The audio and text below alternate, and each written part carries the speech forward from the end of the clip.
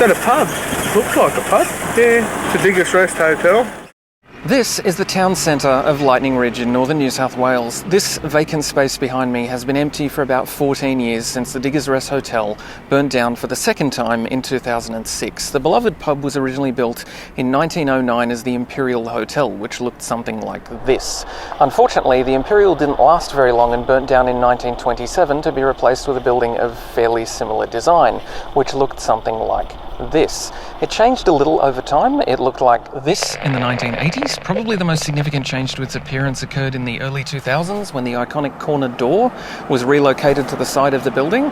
But then in April of 2006, the Diggers Rest Hotel also burnt down. Today I'm meeting with Barbara from the Lightning Ridge Historical Society to look at some relics and items that still remain from the Imperial and Diggers Rest Hotels, a significant piece of Lightning Ridge community history.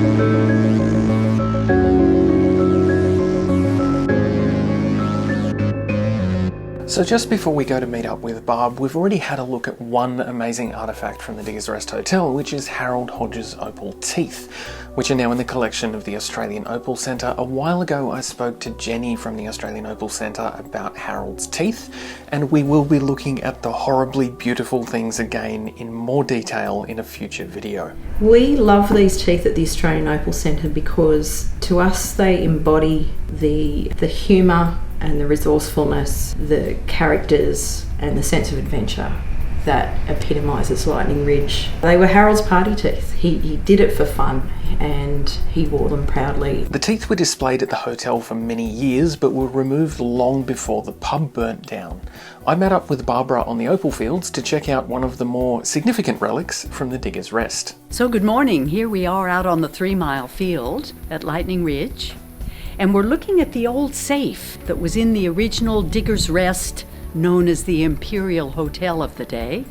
But it's a Milner Safe. Milner is the third oldest safe company in the United Kingdom, dating back to 1830, and was at one point the largest safe manufacturer in the world. And it's been through a fire, and it was brought here from the cellar and brought here for safekeeping. I asked Barbara for a brief background of the Imperial and the Diggers Rest Hotels to put these items into their historical context. So I put together just a little story of the Diggers Rest over the years, because it was originally built in 1909, the Imperial Hotel. And you can see the little air vents and just the outside sort of uprights. So it was a single-lined building, and it was owned by the Leggs. Richard Legg didn't ever work here, but his brother did. And we have a bit of information about them. And it was actually his granddaughter who put together and paid for the plaque that we have on our Heritage Cottage bench that gives the history of the Imperial Hotel, that brings it into the Diggers Rest age, which was the 1960s and onward.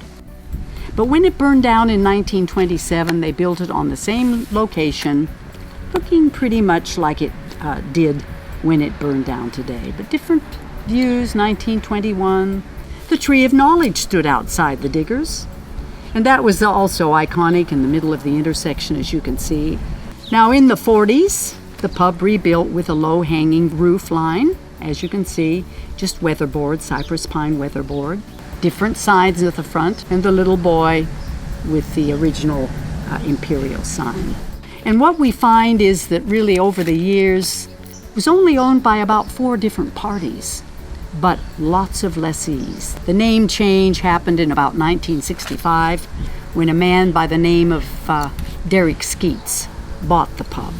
We have here the bill of sale, Derek Skeets, 1965, and it was bought from a trio of O'Briens. We have lots of O'Briens in our district, £25,000, fancy that. And the Skeets were owners for maybe 10 years, and since they sold up, there were only a couple of more owners until the last people who'd owned it. Golly, I think they'd owned it about 25 years when it burned down. The boys in the 60s, there was a young Skeets and a young fellow named Roy Mayhem.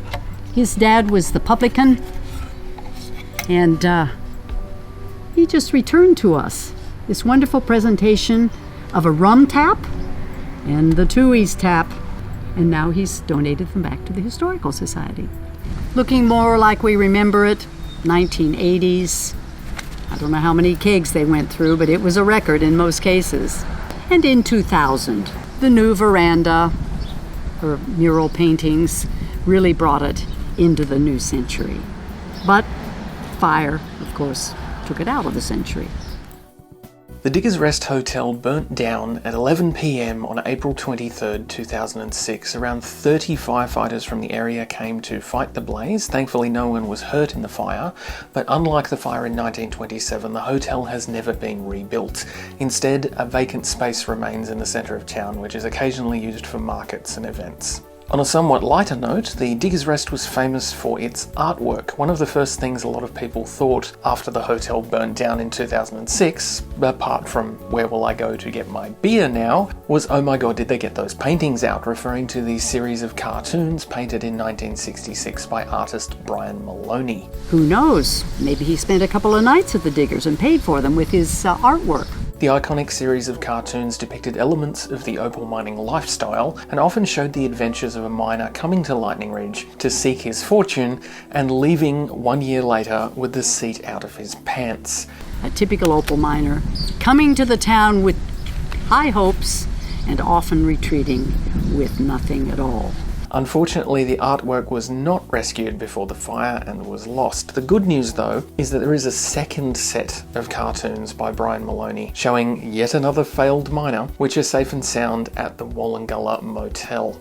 We've seen variations of these at the Wallingulla Motel breakfast room, but we also have reproductions. The original paintings were recreated by local artist Mike Braden in 2009. Mike already had a connection to the Diggers Rest Hotel as he had just finished completing the extensive mural on the outside of the pub not that long before the fire destroyed the building. Not every part of the building was destroyed in the fire, as one iconic object is now a part of the Historical Society's collection. We were really pleased to get the sign from the Diggers Rest. You can see a small photo here in the middle, and the sign is illuminated. The sign isn't the old original from forever, and it went missing. We were sure that if it wasn't removed after the fire that it would get souvenired. And it was about 3 years later, I was here in the cottage, the Heritage Cottage, on a Saturday afternoon, just doing what I do, and a big man appeared at the door. "Got something for you," he said. I thought, wow, who's that? "Come on out," he said. So I went out, and the ute was in the front, and there was the sign in the back of the ute. As it turned out, he was the last publican, and he had souvenired the sign, so he thought it was time he brought it to the Historical Society for the community appreciation, and here it is. And one final quirky item from the legacy of the Diggers Rest Hotel was made by local potter, backyard scientist and regular contributor to this YouTube channel, Graeme Anderson. So now, a few years ago, having breakfast in the bowling club after the Anzac Day service, dawn service of course, a group of us was sitting round the table and somebody mentioned the Diggers Rest. And I'd collected a bit of wood from the remains of the diggers, and I was going to try an ash glaze with it. Then I thought, well, why not do a series of pots with the ash on it, and we'll do a Friends of the Diggers Club. And everyone thought, what a brilliant idea. And of course, after I'd made all the pots, no one ever mentioned it.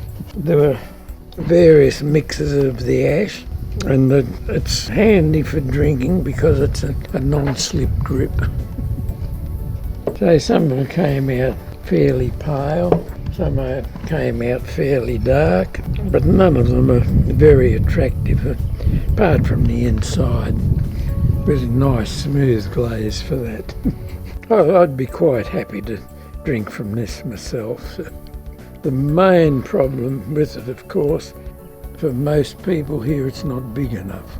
So, basically that's about it. They're simple little pots made from the opal clay and a bit of ash from the Diggers' Rest. We don't waste a thing here.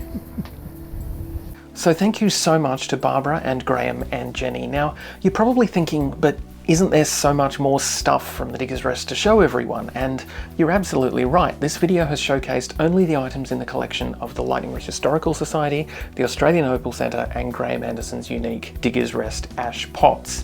In the future though, what I'd like to do is revisit the Diggers' Rest Hotel and show a lot more relics and artefacts and memorabilia and interesting things from the history of the pub. If you have any interesting items from the Diggers' Rest, please drop me an email. Email address is here. Send me some photos of your objects if you can, and at some point in the future, what I'd like to do is see if we can go about putting together a more extensive showcase of Diggers' Rest related memorabilia, because I know there's some really cool stuff out there. This video was made with the support and participation of the Lightning Ridge Historical Society and Graham Anderson's Science Experiments and the Australian Opal Centre. If you enjoyed this video, please consider subscribing to IDU Curiosity on YouTube and following along on Twitter, Facebook and Instagram. If you like the video, please consider sharing it around with your friends and anyone you think might be interested in these awesome bits and pieces from a great old pub in a country town. That would be amazing. And thank you for watching.